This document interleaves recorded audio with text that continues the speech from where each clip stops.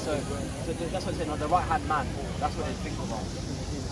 Hi. So thank you so much for agreeing to speak with me today. Could you please introduce yourself? Yes, thank you. I'm Raya, and I'm part of this grassroots activist group who are here for free speech and for press freedom and for Julian-Assange. And could you tell me how long has this encampment been out here in front of the Brandenburg Gate? Yeah, we are here since many of us are doing this since 1 year or more. And as you see it, we are doing this since November last year. I remember when the Christmas tree was here. Yeah, and we are doing this every week, 7 hours every Friday. And so you're parked right outside of the United States Embassy in Berlin. Has any representative of the U.S. government ever come out here to speak to you? Not to speak to me, no. Not as far as I know, no. Or to any other representative of this group? No. And not that I know. No. What is your essential message to the people of North America, as I mentioned before this video, I'm from Canada, a journalist, about the persecution of Mr. Assange and why Americans and Canadians should be concerned about this and should be militating for his liberation? Yeah. Because it is about your constitution and it's about your right to know and the freedom of information.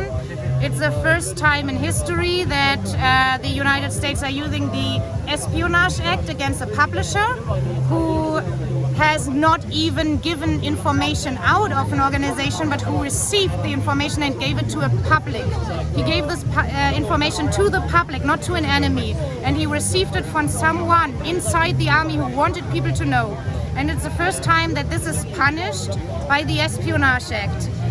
This is not espionage, this is what a journalist should do, and it's a right to know for the people. And the classification of information is increasing the last decades, and there are many freedom rights supporters,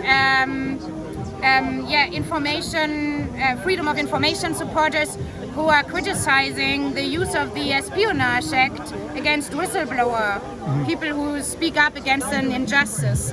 And now it's the first time against the press itself, and this is really dangerous, yeah. And why do you think the U.S. government is doing this? What is its true objective and motivation? It's to hide their crimes. They are doing in the name and with the money of the people.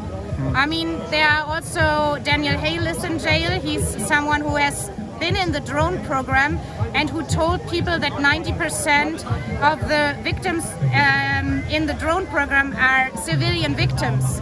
And some of his colleagues, young American guys, took their life because they realized the reality when they were there and they were not allowed to speak to the public.